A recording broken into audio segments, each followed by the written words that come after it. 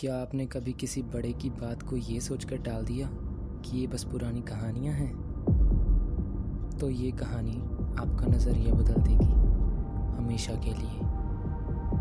तो कहानी शुरू होती है उत्तर भारत के एक पहाड़ी इलाके वाले गांव भेलापुर में। दिन में ये गांव बहुत सुंदर और नॉर्मल लगता है दोस्तों, पर जैसे ही रात की चादर ओढ़ता है, इसकी गलियां खतरनाक और खूनी बन जाती हैं। गांव के बीचों बीच एक बहुत पुराना कुआं था। उस कुएं के बारे में 2 नियम थे। पहला, सूरज डूबने के बाद कोई उस कुएं के पास भी नहीं जाएगा, और दूसरा नियम, गांव के सभी घरों के दरवाजे रात के समय बंद रहेंगे और कोई भी अपने घर से बाहर नहीं निकलेगा। भेलापुर में उस कुएं को लेकर कई अफवाहें फैली हुई थी। कोई कहता था कि इस कुएं का अंत सीधा नरक में होता है, तो कोई कहता इस कुएं में प्रेत आत्माओं का वास है। जितने मुंह उतनी बातें, पर सच कोई भी नहीं जानता था दोस्तों। गांव वाले उस कुएं से बहुत डरते थे। हर किसी के घर में अपने बच्चों को उस कुएं से दूर रखने के लिए अलग अलग कहानियां सुनाई जाती थी। ऐसी ही एक कहानी पार्थ भी हर रोज सुनता था। पार्थ 14 साल का अपनी दादी का दुलारा पोता था। दादी हर रोज पार्थ को उस खूनी कुएं से दूर रखने के लिए एक कहानी सुनाया करती थी। चला मेरे पास लेट, तुझे कहानी सुनाती हूँ, कहकर दादी ने पार्थ को अपने पास बुलाया। दादी, फिर से वहीं पकाओ कुएं वाली रुंझुन। उसका नाम मत ले बेटा, उसका तो जिक्र भी पुश्ते उजाड़ देता है। ऐसा कहकर दादी के चेहरे पर एक गंभीर भाव और अटूट चुप्पी पसर गई, जैसे दादी को कोई डरावनी घटना याद आ गई हो।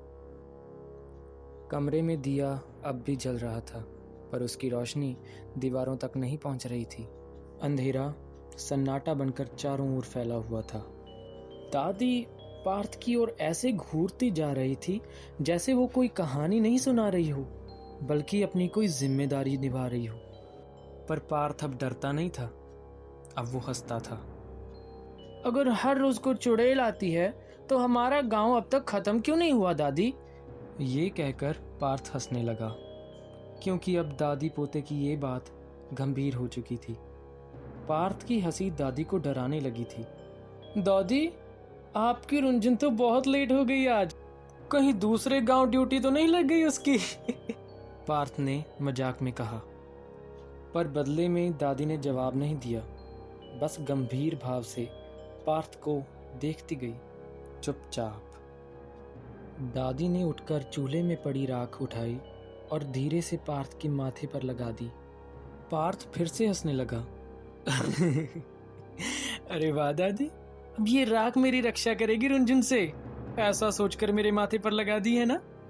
अरे मेरी भोली दादी, इतना जोर से मत हंसा करो, दादी ने कहा। रुंझुन के पांव उल्टे हैं, पता नहीं कब किसकी हंसी उसकी उल्टी चाल का शिकार बन जाए। पार्थ इन बातों से पक चुका था। आप भी ना दादी, हर बात में वही कहानी घुसेड़ देती हो। हर रात पार्थ का दादी से यही झगड़ा रहता। दादी उसे कुएं वाली रुंझुन से सावधान करती, पर पार्थ चिढ़ जाता और दादी से बहस करने लगता। दादी पार्थ का ये बिगड़ा रवैया देखकर चिंता में रहती, क्योंकि एक तो पार्थ के माँ बाप नहीं थे और दूसरा दादी का अब इस दुनिया में पार्थ के अलावा और था भी कौन। दिन बीतते गए, रातें बीती और सब कुछ नॉर्मल चल रहा था। एक दिन पार्थ चटाई पर लेटा हुआ छत को घूर रहा था। दादी वही रुंझुन की कहानी फिर से बुड़बुड़ा रही थी। रुंझुन का कोई अतीत नहीं, वो बस एक अंधेरी शक्ति है जो केवल खात्मा ही करती है। डरना तो बेटा। दादी बोल ही रही थी, पर पार्थ ने उसकी बात बीच में काट दी और ऊगते हुए कहा, आप थकती नहीं? हर रात वही दुखड़े। दादी ने उसकी तरफ देखा। मैं तो नहीं थकी, पर तू जरूर थक गया है बेटा। पार्थ हल्का सा हंसते हुए बोला, मगर डर भी तो कभी खत्म होना चाहिए ना दादी। पार्थ की ये बात सुनकर दादी भी मुस्कुराई और कहने लगी, डर कभी खत्म नहीं होता बेटे, बस कहीं छिप जाता है और इंसान को लगता है कि वो डर से जीत गया, पर ये भ्रम ज्यादा देर तक नहीं रहता। पार्थ करवट बदलकर उठ बैठा। और अगर छिपा हुआ डर फिर ढूंढ लिया जाए तो आवाज आने लगती है, दादी ने डराते हुए कहा। कुछ पलों के लिए कमरे में सन्नाटा छा गया। पार्थ ने बहुत साधारण लहजे में पूछा, दादी, अगर आज कुछ भी नहीं हुआ तो क्या आप मान लोगी कि ये सब सिर्फ कहानी थी, बस एक मनगढ़ंत झूठी कहानी? दादी ने उसकी आंखों में देखा बहुत देर तक और एक लंबी सांस लेकर बोली, मान लूंगी, पर अगर कुछ हो गया तो क्या तू मानेगा? पार्थ मुस्कुरा दिया। अगर कुछ हुआ तो मैं डरना दोबारा सीख लूंगा दादी। पार्थ की आंखों में डर नहीं था।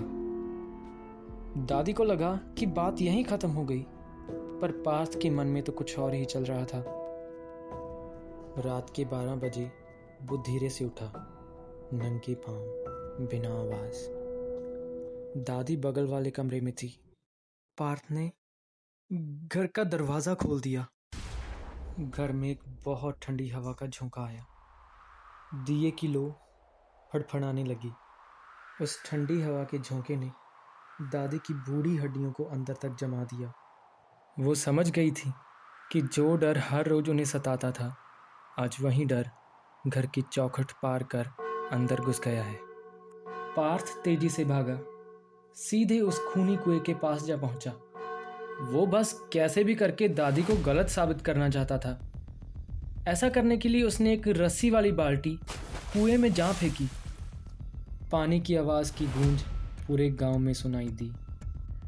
पार्थ मुस्कुराया, देखा दादी, कुछ भी नहीं। वो अपनी बात पूरी करने ही वाला था कि कुएं में से अचानक घुंघरुओं की आवाज आने लगी। वो आवाज इतनी तेज थी कि सारा गांव डर से सुन्न हो गया। जैसे जैसे पार्थ ने उस बाल्टी को ऊपर खींचा, उसे किसी भारी चीज का वजन अपनी बाजुओं पर महसूस हुआ, पर वो रुका नहीं। सच का पता जो लगाना चाहता था, तो वो खींचता गया और जोर से, एक हद तक जब एकदम से उसको बाल्टी के ऊपर 2 उल्टे पैर दिखे। कोई तो उस बाल्टी से उल्टा लटक रहा था। उन 2 डरावने पैरों में मोटी पायल का जोड़ा था। क्या यही थी वो कुएं वाली रुंझुन? पार्थ की सांस गले में ही अटक गई। उसका गला सूखने लगा। एक पल में दादी की कही एक एक बात पार्थ के दिल को खरोंच रही थी। तभी अचानक वो बाल्टी एकदम से इतनी भारी हो गई कि अब पार्थ नहीं, वो बाल्टी पार्थ को खींच रही थी। वो जोर जोर से चिल्लाने लगा, बचाओ, बचाओ! पर कौन ही उसकी मदद करता? कौन उस कुएं वाली रुंझुन से लड़ता जिसने पूरे गांव में दहशत फैला रखी थी?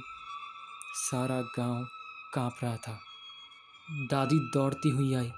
उन्होंने देखा पार्थ रस्सी पकड़े खड़ा था, लेकिन वो रस्सी अब ऊपर नहीं जा रही थी, वो नीचे खींची जा रही थी। दादी तभी समझ गई, उसने मजाक नहीं किया था। पार्थ रोते हुए बोला, दादी, बस साबित करना चाहता था कि आप झूठ बोलती हो। दादी की आंखों में आंसू थे। झूठ साबित करने के लिए तूने अब सच को बुला लिया है बेटा। मैंने तुझे इतना समझाया और तूने मेरी एक न मानी बेटा। ऐसा कहकर दादी भागती हुई अपने घर में गई।